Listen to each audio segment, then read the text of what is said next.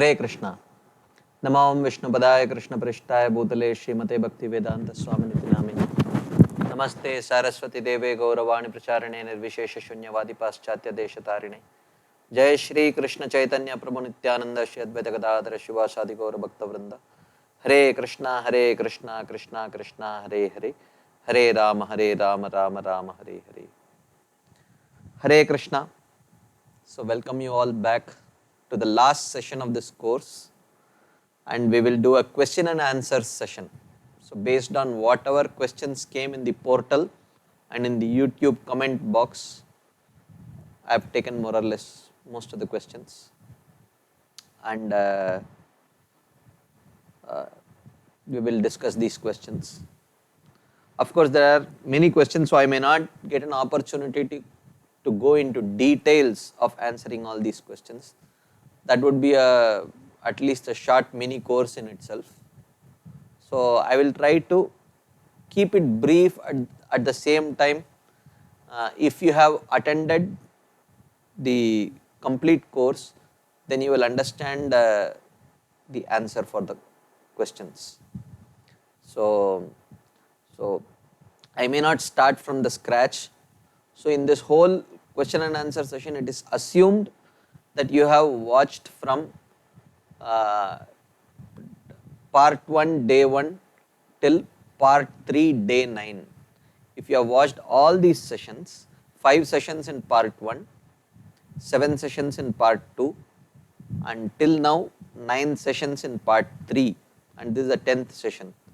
So if you have watched all these sessions, then you will definitely understand the answers to these questions, because this is like the culmination of the course where any unanswered questions would be answered.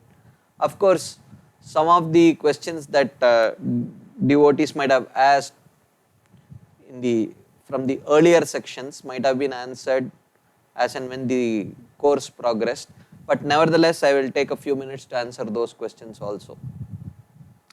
So thank you very much, and it was a very pleasurable journey with all of you. So hopefully this last session would also be helpful in some way or other. So we'll start. So the first question, I have taken it in the order in which I just saw those questions. There is no, some of them might be the later questions also.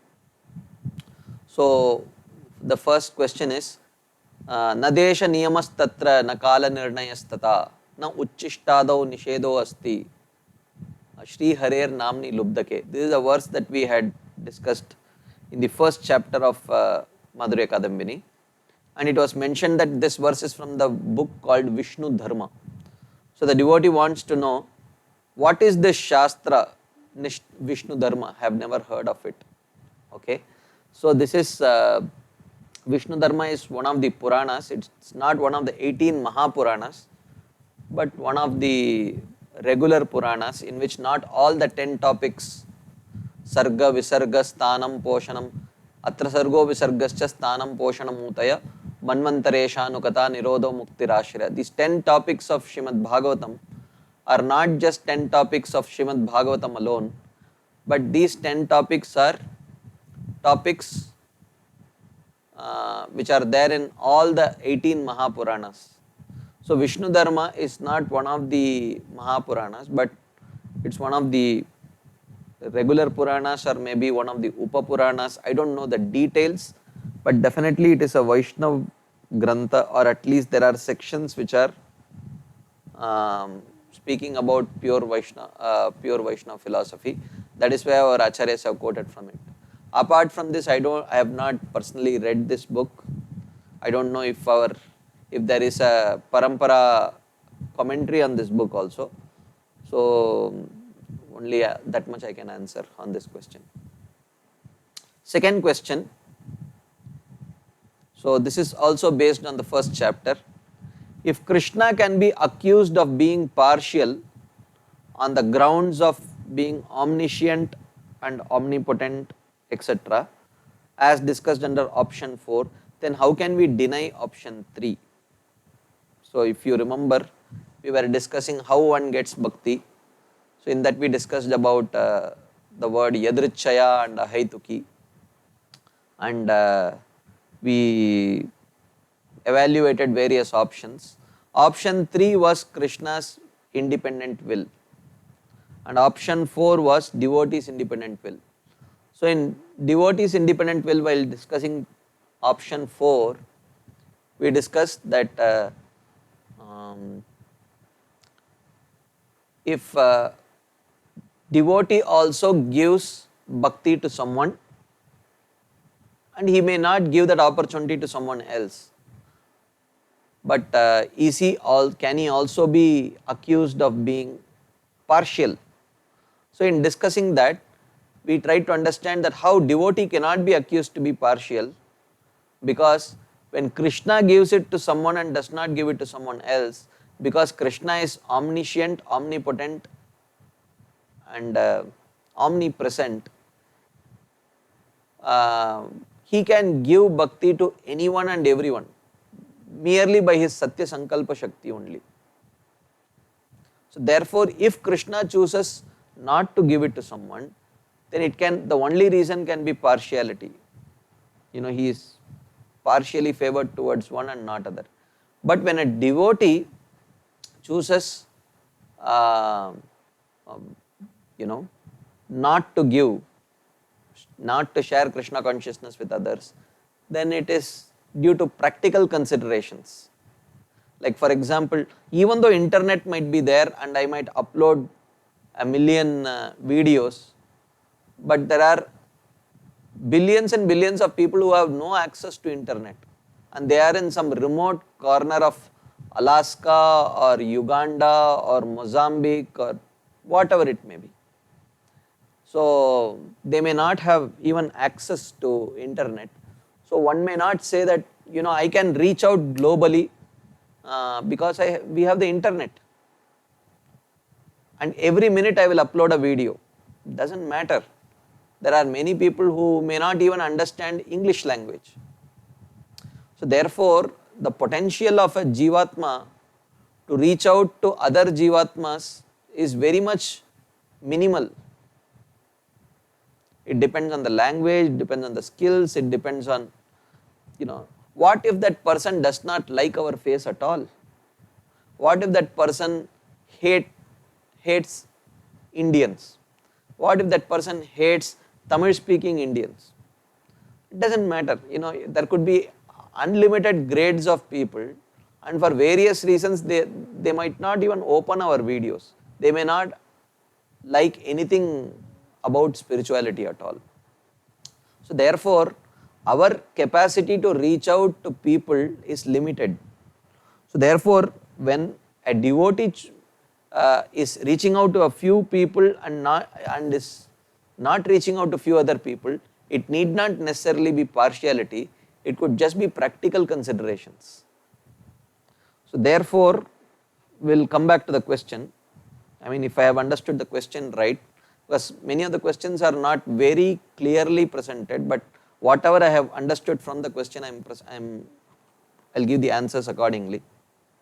If Krishna can be accused of being partial on the grounds of being omniscient, omnipotent, etc., as discussed in option 4, then how can we deny option 3? My understanding, we are denying option 3 because Krishna is definitely not partial. So therefore, he cannot choose to give bhakti to someone and not give bhakti to someone else. And if the devotee had continued the discussion further, we are discussing all the other options and then finally coming to a conclusion that how bhakti comes from the devotion which is in the heart of the devotee. So if the devotee would have gone through the subsequent sections, when the whole discussion is complete, I am sure this question is answered. But as of now, with the limited time availability, I can say this is what is my understanding. Then question 3, if bhakti has no prerequisites, no regulations or rules, then why 4 regulative principles? Why 10 offenses to the holy name? These seem to imply rules and regulations in some shape or form. True. So if you remember our discussion, what we discussed was, there is no bhakti. In order to take up to bhakti, there is no prerequisite. But to practice bhakti effectively, one needs to follow certain rules and regulations, which are essentially mentioned in the first 20 limbs of devotional service. So what we mean is, anyone can take up to bhakti, but their effective progress in bhakti depends on how effectively they are able to follow bhakti anukul items and avoid bhakti pratikul items. Items which are favorable for practicing bhakti and items which are unfavorable for practicing bhakti, they should be able to effectively accept and reject the two of them. So therefore, if one is unable to practice 4 regulative principles, is it impossible for him to practice bhakti? No, not necessarily. But will he be able to achieve the stage of prema by not following the 4 regulative principles? No, that is not possible. But to take up to bhakti, following 4 regulative principles is not a prerequisite. But for initiation it is. So one can start chanting the holy name or performing some devotional limbs with faith while still struggling to follow the 4 regulative principles. So it is possible, but to progress to the higher stages of bhakti, it is not possible. Therefore, there is emphasis on the offenses, 4 regulative principles, like that. These are not mandatory to take up to bhakti, but having taken up to bhakti, to progress to the higher realms, these become mandatory, like that. And of course, it is mentioned that they are mandatory, but practicing bhakti itself has the capacity to empower that person to follow these principles. So bhakti empowers the practitioner to follow the necessary rules in order to progress to the higher stages. So therefore, the onus is not just on the practitioner that he is expected to independently develop these qualities, but the practice of bhakti itself empowers the practitioner with all these qualities, like that. So that is the answer to the third question. Fourth question. Agreed that Krishna chose to appear to respond to the prayers of different devotees at different instances and calamities. Like this is also based on the first chapter only, where we were discussing about how bhakti is independent, just as Krishna's appearance may seem to have some material reasons. Like we saw when Mother Earth was completely overburdened by the sins of the various sinful kings, she approached Brahmaji, and then Brahmaji along with all the devatas went to the shore of the Kshirodaka ocean and offered prayers, and in response to that Krishna appeared. Like that we see there is a sequence of events which seem to indicate that there is some material cause for Krishna's appearance. So the question says, so but what other choices does Krishna have? To not appear, that would definitely disqualify Krishna from being all merciful, or send someone else, that would still mean an empowered incarnation or an expansion of Krishna. So therefore, what is wrong in telling that Krishna responds to the call of a devotee? Correct. I agree with this point, but if you go back and hear the recording again, what we are discussing is, even when Krishna chooses to respond to the call of a devotee, Krishna's free will, Krishna is choosing to respond. His independence is not gone. Krishna can choose not to respond also. Krishna is not forced to respond. Krishna feels obliged to respond, but he can still choose not to respond. So therefore, even in Krishna choosing to respond to the call of a devotee, his independent free will is not at stake. That is the discussion that was on hand. So therefore, yes, Krishna can choose to respond to a devotee, but Krishna is not forced. It is not like law of karma. If you have done an action, the reaction has to come. Similarly, if a devotee or even a non-devotee for that matter, why would a non-devotee call for Krishna? I mean, let's say devotee calls for Krishna, Krishna is not obliged to respond. But Krishna chooses out of his own sweet free will to respond to the call of a devotee. So therefore, the independent will of Krishna is still intact. That was the point that was discussed. Question 5. When talking about 4 kinds of faith, like we spoke about faith in the process, faith in the Shastras, faith in the process of bhakti, and faith in the Guru Shishya Parampara. These are the 4 things that we discussed, and there is a question about it. When talking about 4 kinds of faith, I connected 3 of these to Guru, Sadhu, and Shastra. One is Parampara, is you can say Guru, and faith in the devotees, that is Sadhus, and faith in the books, that is Shastra. So Guru, Sadhu, Shastra is there. Then why there is separately faith in the process of bhakti? That makes me question if this is redundant. Okay, I mean this is not these 4 aspects that I mentioned, is just to indicate what constitutes faith. This is not like a Mahavakya from some Upanishad or some Puranas. This is just to indicate that what are the various aspects of faith. If one has received faith, which is the pre-qualification for practicing bhakti, what are the symptoms of that faith? So in that note I mentioned that symptoms of that faith is that one has faith in the process of bhakti, one has faith in the association of devotees, and one has faith in the books, and one has faith in the Guru Shishya Parampara.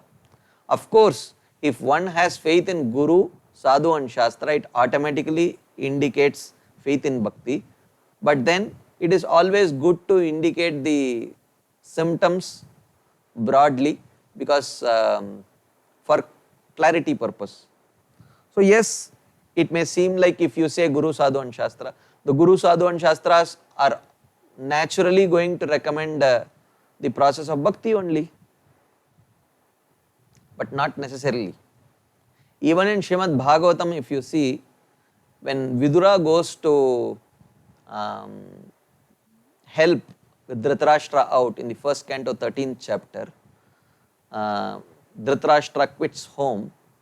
Vidura, even though a pure devotee, a sadhu, he knows the Shastras and he is in the Guru Shishya Parampara, but nevertheless recommended a path which was not pure devotional service to Dhritarashtra, because he saw that he had no qualification.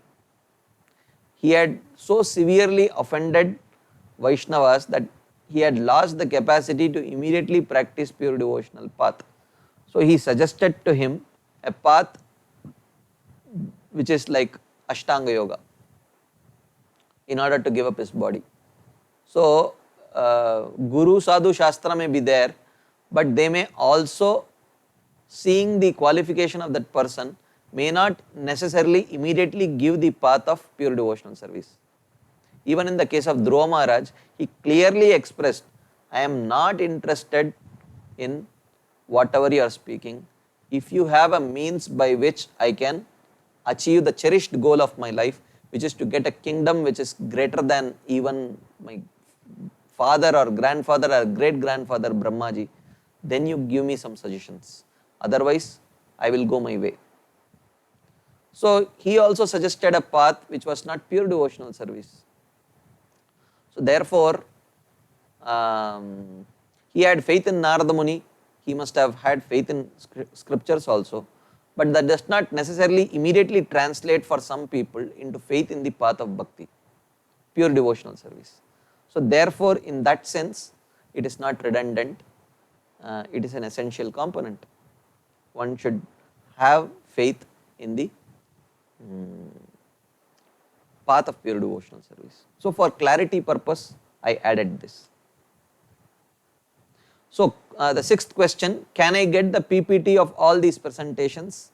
Yes, definitely you can get the PPTs of all these presentations. You can go and go to this website online.ecovillage.org.in. In that you may have to sign up, it's a free sign up, create your login, and then you, these are just two of the courses, and there are other courses also which might be of interest to you. So you can go click those courses, and if you register for those courses, you can get all the videos in order, like and you can also get the PPTs. So in a day or two, I will upload the PPTs also. I mean, probably I'll upload just one PPT which will have the content of all the classes that we have seen, 22 classes including the question answer session.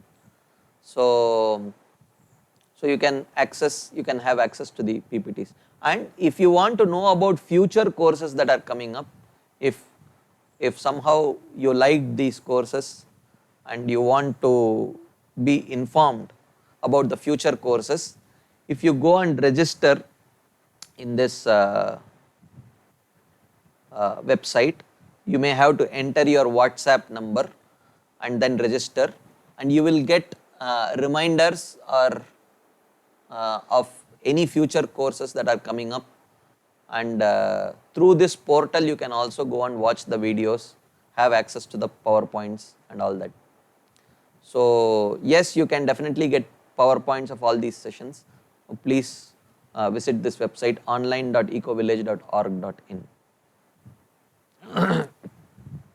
Seventh question. So by default, if someone has to go from Vaidhi Sadhana Bhakti to Raganuga Sadhana Bhakti, then why the stages are put as Vaidhi, Bhava and Prema? Shouldn't it be Vaidhi, Raganuga, Bhava and Prema? So this is based on our earlier discussions. So we saw, he said that everyone who has to reach the stage of Bhava Bhakti has to go through Raganuga Bhakti. If you say yes, then in Bhakti Rasamrita Sindhu, why is it mentioned that there is Sadhana Bhakti or Vaidhi Sadhana Bhakti, then Bhava Bhakti and Prema Bhakti? Shouldn't it be Vaidhi, Raganuga, Bhava and Prema? Also, the second part of this question, also is it not that Raganuga Sadhana Bhakti is for someone who has greed to follow in the footsteps of the eternal associates of Krishna? So those who have an eternal relationship with, say, Vishnu, how would they be categorized if from Vaidhi one has to go to Raganuga? Very nice question. Actually, Chaitanya Mahaprabhu, he came to give the path of Raganuga Bhakti, Raga Bhakti. Raga Marga Bhakti Loke Karite Pracharan. Prema Rasa Niryasa Karite Aswadan. Raga Marga Bhakti Loke Karite Pracharan. So he came to preach the path of Raga Bhakti. So all Gaudiya Vaishnavas, so he said that every single Vaishnava of any Sampradaya should go from Vaidhi to Raganuga to Bhava and Prema? No. In all the other Sampradayas, when they practice Vaidhi Bhakti, that seed that they receive is actually called as Vaikunta Bij, the seed to Vaikunta. And that starts with Vaidhi Sadhana, and it develops as Vaidhi Sadhana and matures as Bhava born out of Vaidhi Sadhana. And then that Bhava becomes Prema born out of Vaidhi Sadhana, and by that Prema one goes to Vaikunta. So this is the stage. So in that case, it becomes Vaidhi sadhana becomes Vaidhi bhava, then Vaidhi prema, and then Vaikunta. But the seed that the practitioners of Gaudiya Vaishnava Sampradaya have received, even though it is initially it is called as Vaidhi sadhana, but this Vaidhi sadhana bhakti is quite different from the Vaidhi sadhana bhakti practiced in other Vaishnava Sampradayas. Every Sampradayas, the initial practices or Vaidhi sadhana practices have a flavor of their own Sampradaya. Similarly, the seed of Vaidhi sadhana that we have received is called as Goloka Bij. This seed, when practiced purely under the guidance of our own acharyas, after Nishta, maybe at the stage of Ruchi or Asakti, it will naturally become Raganuga. We don't have to bother about it right now. The whole system has been devised in such a way that naturally it will, at some stage, it will, after Nishta, it will naturally become Raganuga Sadhana Bhakti. One will develop that greed, and the process is designed to create that greed. The acharyas have written the books in such a way that if one systematically practices the path according to the way the path that they have chalked out, it will naturally mature into that kind of greed that you are talking about. So therefore, if one accepts the path given by Chaitanya Mahaprabhu, then that Vaidhi Bhakti naturally at some point becomes Raganuga Sadhana Bhakti.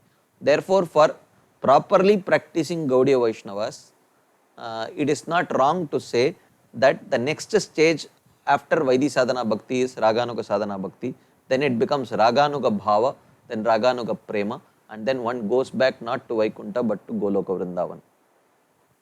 So therefore, but it's a very good question, and this is the answer. And is it possible for those who have eternal relationship with Vishnu in Vaikunta to get attracted to Raganuga Sadhana? Yes, it is possible. In Brihad Bhagavatamrita, Srila Sanatana Goswami says that even one who has attraction to, even if one may have an eternal form in Vaikunta, that particular jiva, if he comes in touch with the line of Chaitanya Mahaprabhu, he can get an alternate expansion also in Goloka Vrindavan. And in fact, Bhaktivinoda Thakur says every Gaudiya Vaishnava who goes to Goloka Vrindavan has an additional form in the spiritual world, which is called as Navadvip also. So in one form, in one expansion, he would be participating in Gaur Leela in Navadvip, and in another expansion he would be participating in Krishna Leela in Goloka Vrindavan. And he might have a form in Vaikunta also. Like Jaya and Vijaya have forms of Jaya and Vijaya in Vaikunta, and they have the forms of Jaga and Madai in Navadvip. And I mean the reformed Jaga and Madai in Navadvip. And similarly, if you see in Chaitanya Charitamrita, there are many personalities. I will give just one example. There is Garuda Pandit, who was one of the associates of Chaitanya Mahaprabhu. So this Garuda Pandit, in Krishna Leela, he is Sridama Saka, the friend of Krishna, Sridama, the brother of Radharani. He is Garuda Pandit. And in Vaikunta Leela, this Sridama and Garuda Pandit, they have another expansion who is Garuda, the carrier of Vishnu.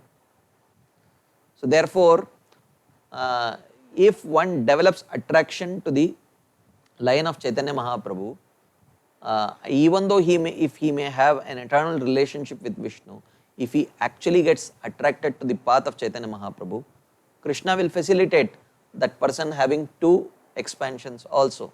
So a jiva also can expand into many forms, up to 9 forms he can expand. It is mentioned in Bhagavatam. So therefore it is not difficult for Krishna to do it. Very good question. Eighth question is, those who are in Raganuga Bhakti, do they require guidance of spiritual master? Of course, it is all the more important to have the guidance of a spiritual master in the path of Raganuga Sadhana Bhakti. Of course, we will discuss this in detail in the sequel course to Rediscovering Vaidhi Sadhana Bhakti, where we will discuss Raganuga Sadhana in detail. It is definitely important for a person practicing Raganuga Sadhana to have the guidance of a spiritual master, because even for practicing Raganuga Sadhana Bhakti there are proper books, and there are lot of potential pitfalls which one can face while practicing Raganuga Sadhana. So the guidance of a spiritual master is very, very important. In fact, one develops a much more intimate relationship with one spiritual master on the platform of Raganuga Sadhana. On the platform of Vaidhi Sadhana Bhakti, one has a solid on reverence relationship with the Guru. He sees the Guru as the perfect, transparent via media of the message of the Guru Sishya Parampara, and a perfect representative of the Guru Sishya Parampara. On the platform of Raganuga Bhakti, a disciple does see the Guru as the perfect, transparent via media and representative of the Guru Sishya Parampara, but additionally he also sees his Guru as the most intimate associate and servant of Radha and Krishna. So therefore, the Raganuga Bhakta sees his means to establish a relationship with Radha and Krishna is possible only through the Guru, because he sees the Guru as a most intimate associate of Radha and Krishna. So this Srila Raghunath Das Goswami mentions in his Manas Siksha, in the second verse, I believe, Nadarmam Nadarmam Shrutigana Niruktam Kilakuru Vraje Radha Krishna Prachura Paricharyam Ihatanu Sachi Sunum Nandishwara Pati Sutet Sachi Sunum Nandishwara Pati Sutatve Guruvaram Mukunda Preshtatve Smara Param Ajasram Nanumana. So he says, Guruvaram Mukunda Preshtatve Smara Param Ajasram Nanumana. Oh, my dear mind, understand your Guru to be Param Mukunda Preshtatve. Understand your Guru to be the most intimate associate of Mukunda. So that is how worship of the Guru is connected to worshipping Radha and Krishna, because by worshipping Guru at the stage of Raganuga Sadhana, you are worshipping the most dear associate of Krishna who can potentially connect you to Krishna. So therefore, the guidance of a spiritual master in Raganuga Bhakti is all the more vital. It's all the more vital. Like that. Ninth question. How to understand the episode in the life of pure devotee Srila Prabhupada, that before going to West he tried so hard to preach in India for so many years, but no fruitful things happened. I don't know if this question is in context of which section, but nevertheless, Krishna's plan is always there. As we discussed, Nahi asya karhichid rajan puman veda viditsitam yad vijigyasaya yukta muyyanti kavayopihi. No one can understand the plan of Krishna. But in retrospect, you can see if Prabhupada would have been successful in Jhansi, none of us would have been practicing Krishna consciousness by now. So it was all orchestrated by Krishna. He orchestrated that Prabhupada fail in Jhansi so that he would try hard to fulfill his Guru Maharaj's mission of going to the West and spreading Krishna consciousness. So, if there is one thing in Prabhupada's life for which we all must be extremely grateful to, it is probably the fact that Prabhupada's mission failed in India. Because if Prabhupada's mission had taken up in India, a very little chance that we would have accepted. Because the glamour of Westerners practicing bhakti was probably an attraction for most of us. And the mission would not have grown global. But having said all of that, it is still difficult to understand what exactly was in Krishna's mind when he orchestrated that Prabhupada's mission to fail in India. That we can never understand. But definitely Krishna's plan, so that something global could happen and Krishna consciousness need not just be Indian.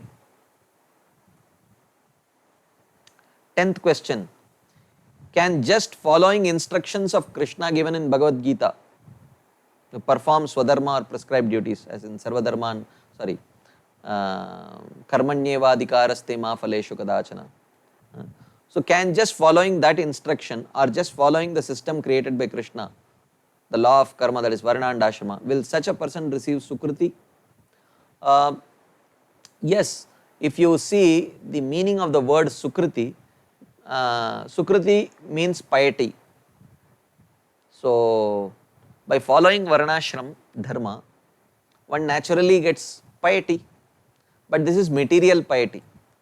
So by the usage of the word sukriti, if one means agyata sukriti or bhaktyonmukhi sukriti, by merely practicing varnashram, can one get agyata sukriti? Not just by practicing varnashram. By that one does not get agyata sukriti, but while practicing that varnashram dharma, if in the process of, let's say, giving charity, which is a part of varnashram dharma, if he happens to give charity to a Vaishnava, then that act of giving in charity to a Vaishnava can give him agyat sukriti. But just practicing varnashram dharma cannot give one agyat sukriti, though it can give him sukriti in terms of material piety. That is possible. 11th question. Bhakti means uttama bhakti, of course when not qualified. Then what is the place of sattviki bhakti? So sattviki bhakti is practiced by people who have attraction, who have a strong attraction for bhakti, but that strong attraction is mixed with some attachment for karma or jnana or yoga. So this karma mishra bhakti, jnana mishra bhakti and yoga mishra bhakti, these are all sattvika bhakti. So by such practices one can attain even Vaikunta, but one cannot attain prema, but one can attain Vaikunta. And it is not that everyone would appreciate prema to be the pumarto mahan, as the greatest of goals of human beings. So therefore such people may consider going to Vaikunta as the topmost goal. So therefore, as we discussed in the other course, Rediscovering Vaidhi Sadhana Bhakti, we discussed 3 types: Sukhaishwaryottara Mukti, Prema Sevottara Mukti and Prema. So 3 categories of people can go to Vaikunta, and not everyone. So someone practicing Sattvika Bhakti can go till Vaikunta or Brahma Jyoti, but they cannot get prema. So there are some intermediate destinations one can achieve through practice of Sattvika Bhakti or Rajasic Bhakti, like that.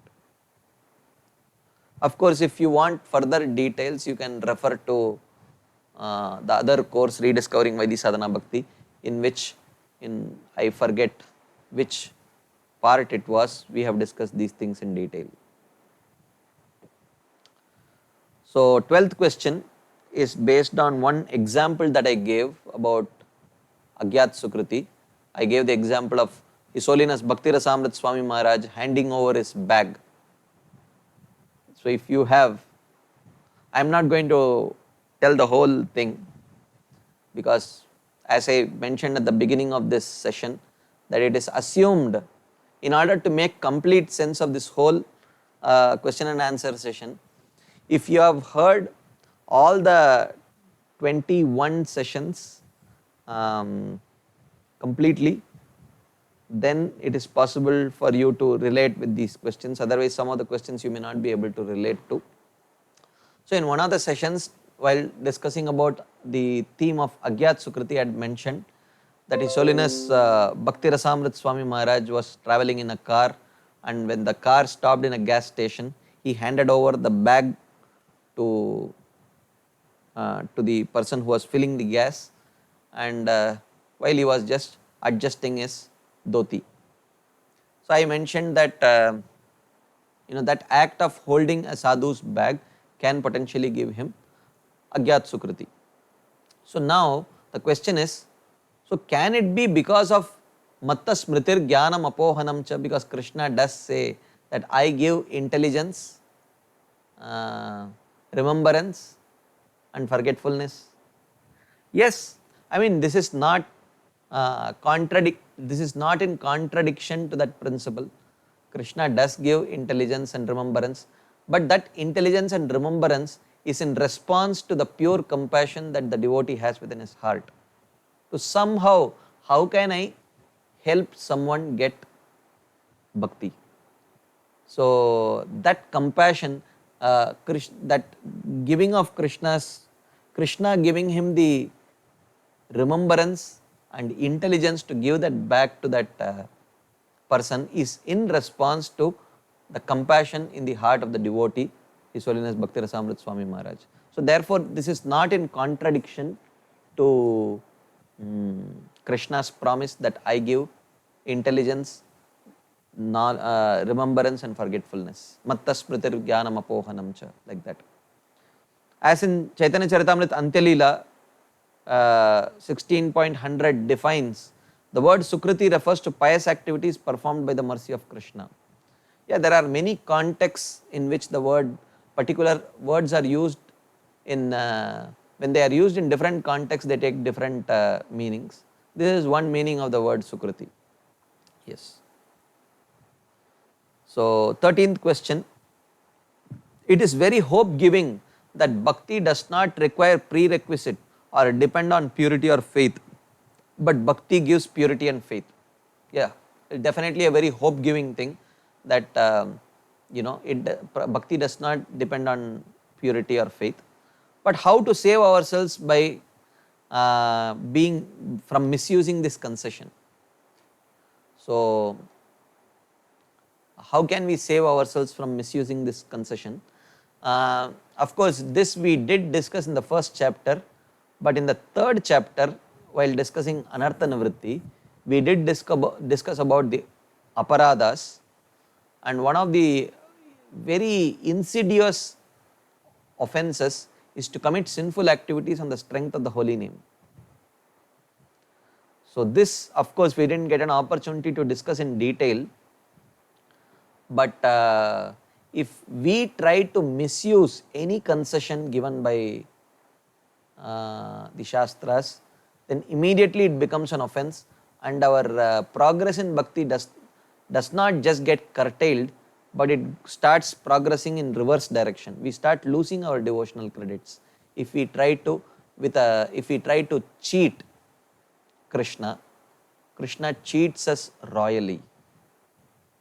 So we cannot try to cheat Krishna.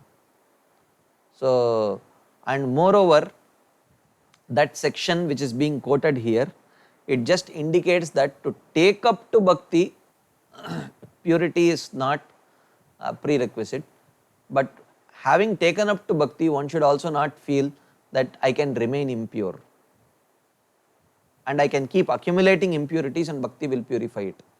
So that is namno balad yasya hi papa buddhi.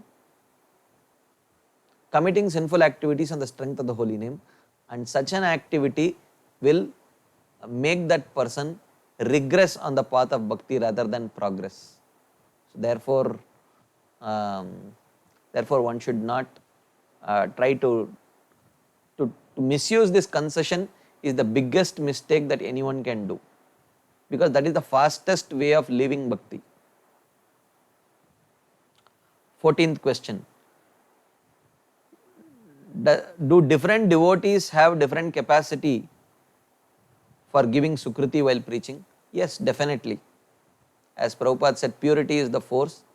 The more pure and progressed that devotee is, the greater is his ability to give sukriti. So there is no doubt about it. So definitely different devotees have different capacities to give sukriti. 15th question. By appreciating anything which is related to Krishna, one gets sukriti. So if one gets bad experience by something which is related to Krishna, for example, if a new person is not properly dealt by some devotee in the temple, or if one didn't like the prasadam, and that has created a negative attitude in that person's mind towards Krishna and his devotees, so does it have an impact on the already accumulated sukriti?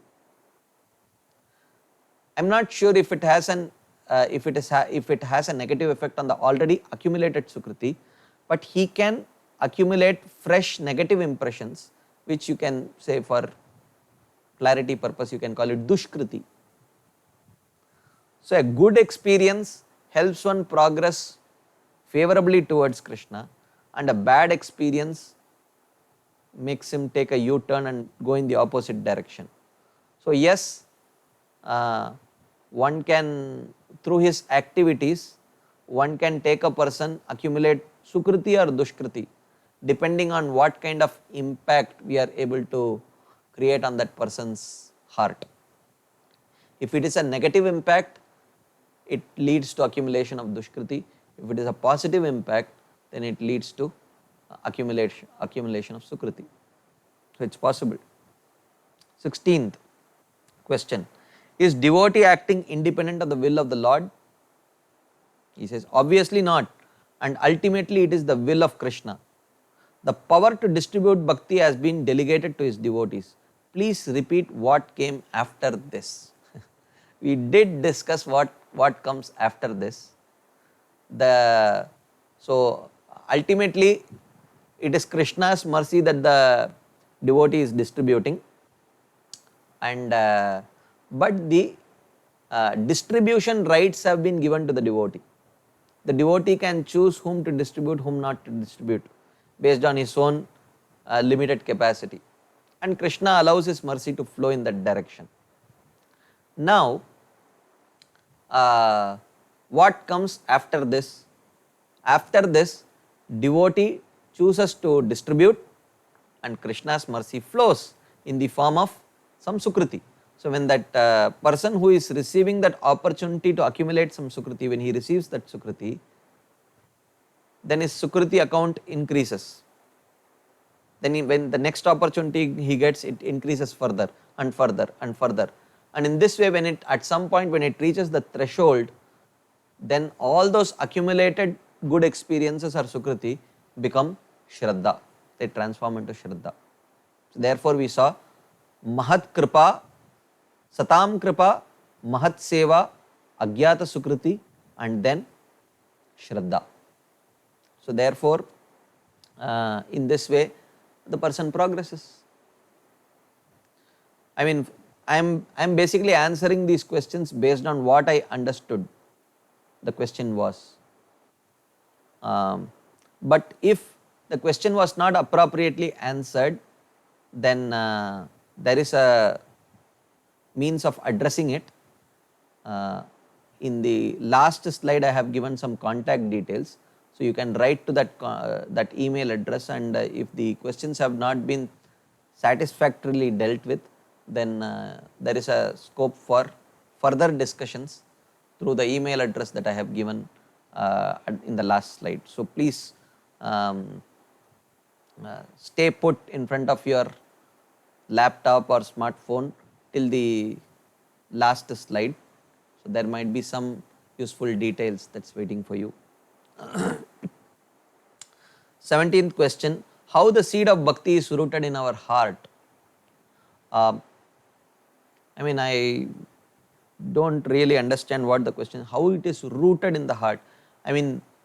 Probably the question is, we discussed how one receives the seed of devotion, then how do we retain that seed of devotion? How do you ensure that it gets firmly rooted? That's how I understand this question. Srila Chaitanya Mahaprabhu says, Shravana Kirtana Jale Kare Shechan.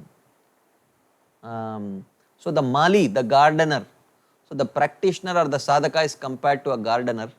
He takes the seed and sows the seed in his heart.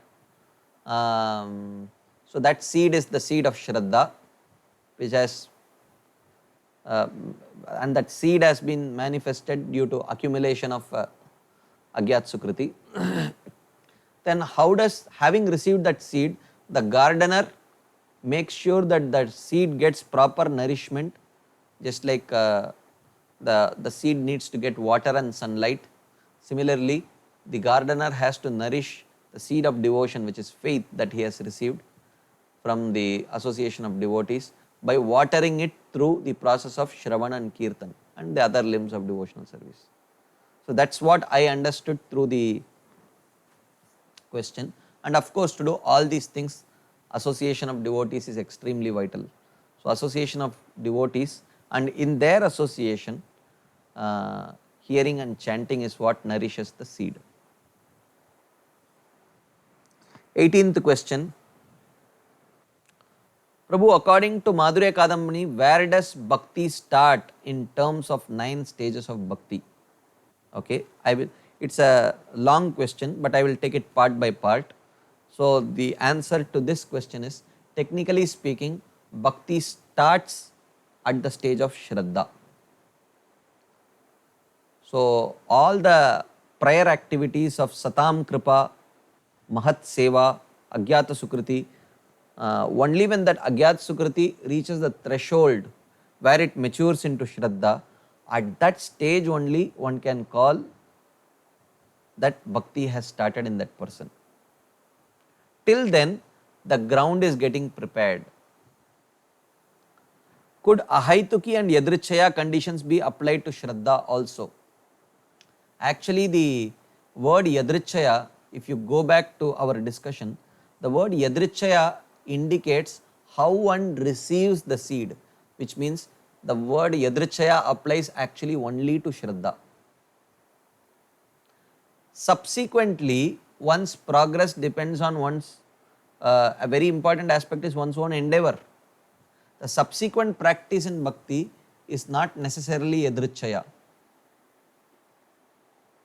Of course, it also is independent will, but in that case it depends on the independent will of the devotee who is practicing, the independent will of the devotee who is assisting him, and the independent will of Krishna also.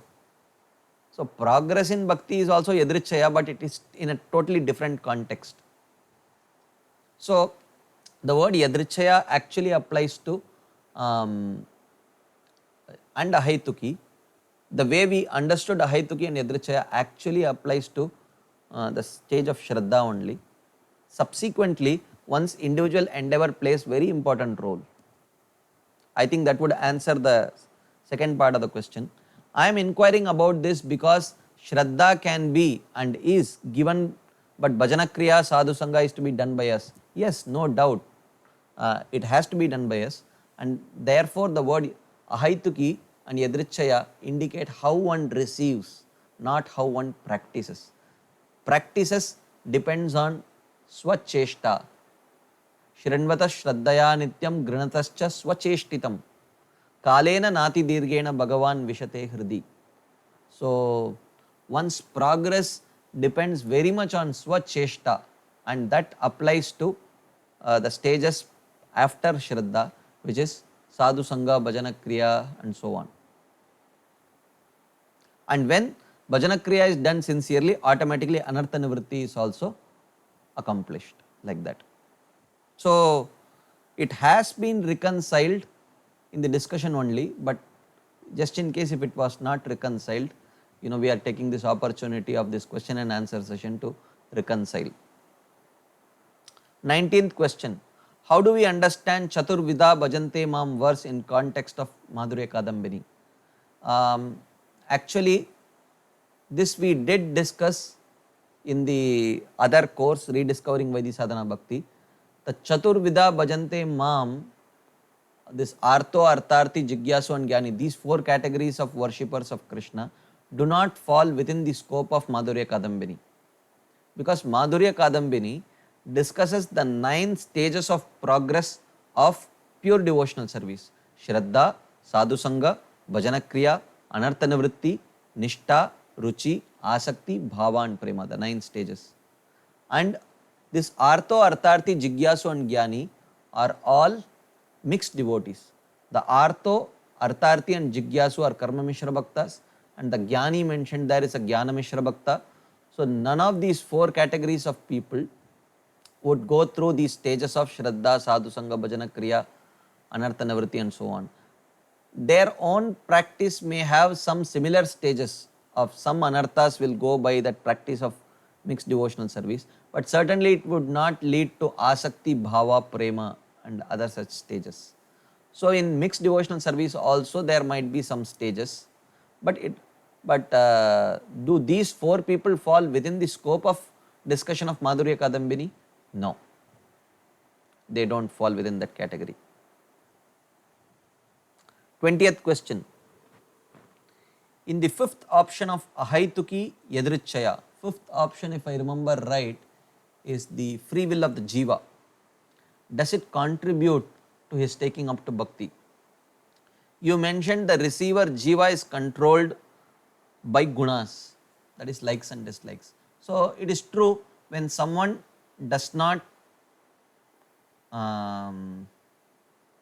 have yet the value system of bhakti, then his acceptance of some limb of bhakti is also dependent on his likes and dislikes only, which is controlled by the gunas. But you also started off with a very good point of what is right and wrong, that is value system against likes and dislikes. But this one can only after one reaches the stage of Shraddha and having received that value system of pure devotional service, does one have 2 options of either to act on the platform of likes and dislikes or right and wrong. But in the absence of that, one is purely acting on the platform of likes and dislikes, and likes and dislikes are controlled by the modes. So this particular point of value system, if the Jiva acts under it, isn't it that he is willfully accepting that bhakti? Yeah, after accepting bhakti, his further practices are only willfully done. I think I missed some clarification on this point. Can you kindly share something on this? I am not, okay, acceptance of bhakti is also created by impressions. So in one sense, one receives the value system of pure devotional service through till he receives this Shraddha. His acceptance of opportunities for Agyat Sukriti are accepted all based on the platform of likes and dislikes only.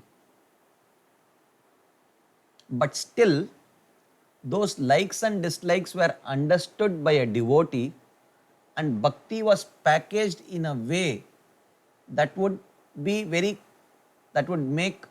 it very compelling for the receiver to accept it. So therefore, is bhakti received on the platform of likes and dislikes? Yes, very much. Because, and after receiving that seed of Shraddha, when that till the stage of Agyata Sukriti, the receiving of the Jiva is still on the platform of likes and dislikes only. Therefore, the free will of the Jiva is not a cause of receiving bhakti. That's how we concluded. Because the free will of the Jiva the free will, the jiva does not possess free will till he receives the value system of bhakti. Because till then his criteria for acceptance or rejection of a particular opportunity is purely based on likes and dislikes only. And likes and dislikes means three modes are controlling. Where is the question of free will? So therefore, yes, a person accepts bhakti on the platform of likes and dislikes only, but still compassion of another devotee to share bhakti in that way is the real cause, because he packaged that bhakti in such a way that the receiver will say yes and he will press like and accept it. So therefore, this is the clarification. 21st question. If somebody has spent a good amount of time, say for 20 years in bhakti, living in a temple, and still appears to be very temperamental in dealing with people, or becomes influenced by dualities of material life, is there something wrong with the sincerity of that person? Quite possible, maybe, need not be also. Or is he neglecting or cutting the very branch he is sitting on?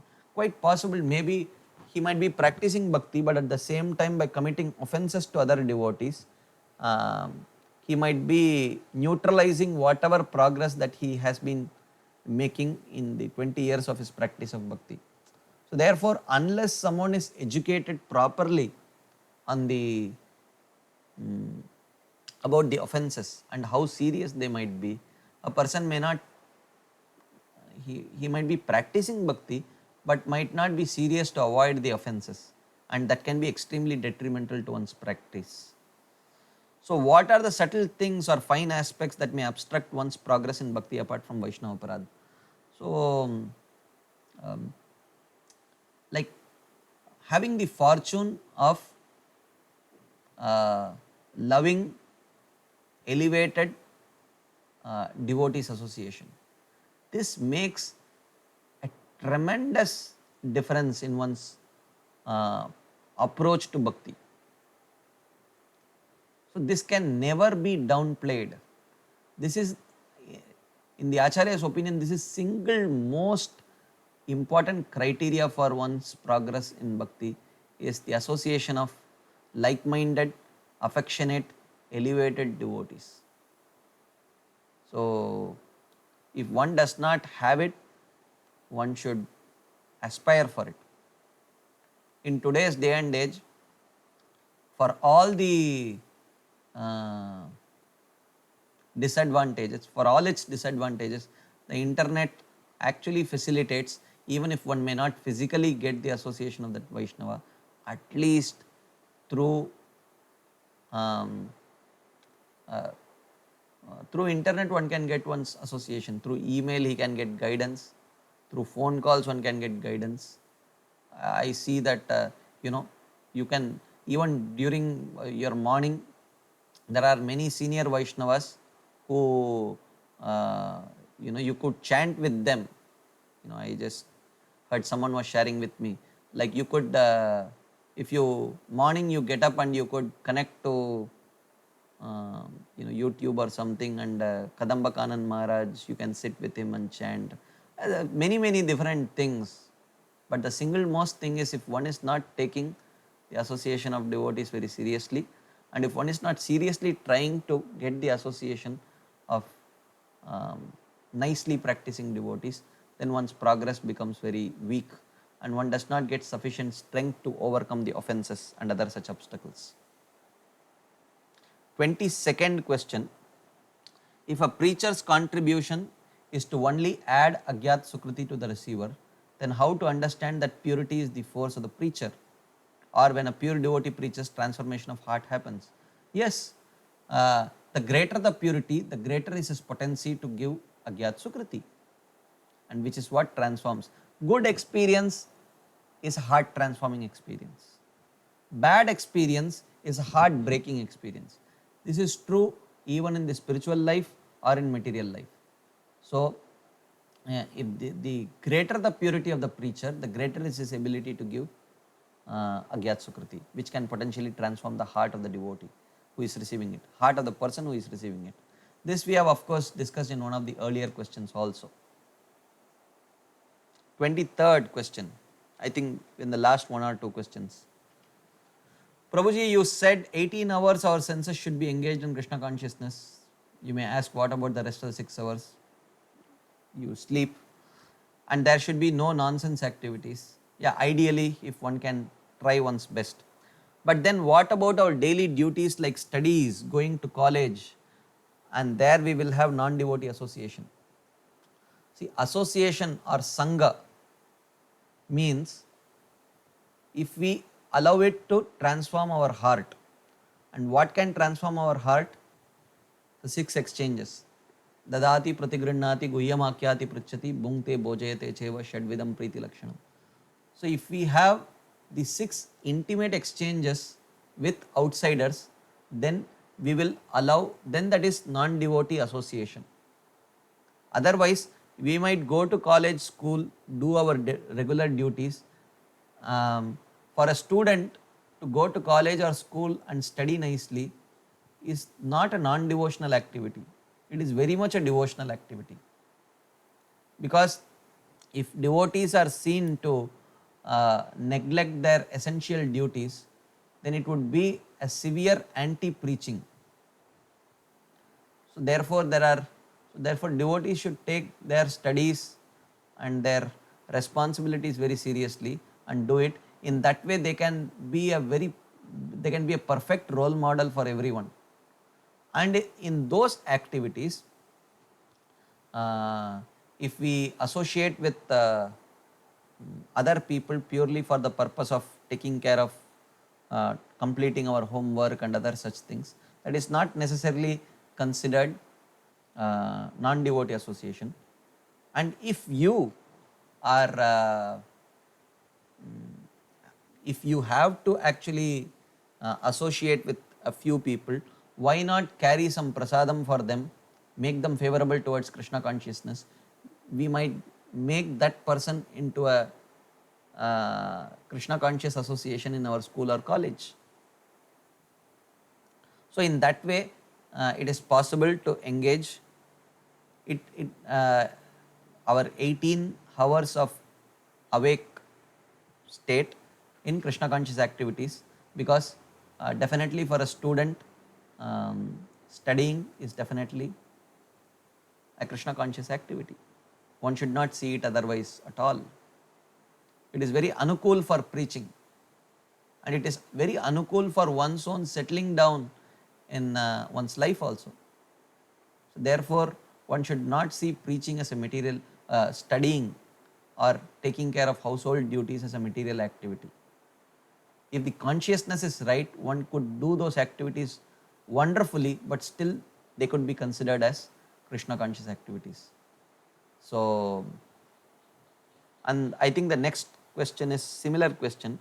Working in office for 6 hours, 6 hours in homework, 6 hours on personal work, and watching YouTube like this, but focus on the circular eyes of Lord Jagannath. In this way, both the karmendriyas and gyanendriyas are engaged in material activities, but mind is in Lord. Can it help devotion?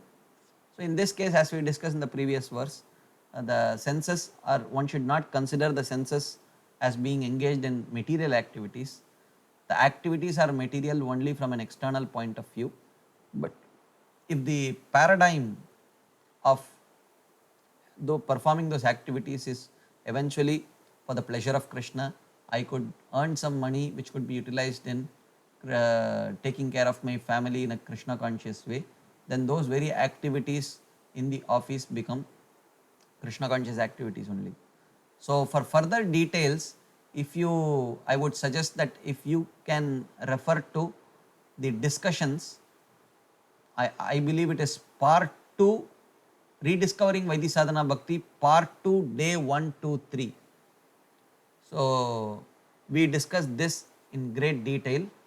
So if you get an opportunity, you can hear those 3 lectures, 3 classes, and then we discuss this aspect. in fairly good detail. Okay, so that was the last question. So I want to thank you all very much from the bottom of my heart. It was a very nourishing experience for me sharing this wonderful book by Srila Vishwanath Chakravarti Thakur with all of you, and the response has been really overwhelming. I never really expected that there would be so many interested people for such a subject matter. This indicates that there are many sincere devotees having a genuine desire to progress in their spiritual life. So thank you very much, and I would also like to thank from the bottom of my heart Govardhan Eco Village, which has facilitated all these courses, which is facilitating all these courses, and also my immense gratitude goes to the Hare Krishna TV for relaying these classes in the YouTube. And for future courses, so definitely we will try to conduct future courses if you liked. So you can visit online.ecovillage.org.in. So as I mentioned before, you may have to register.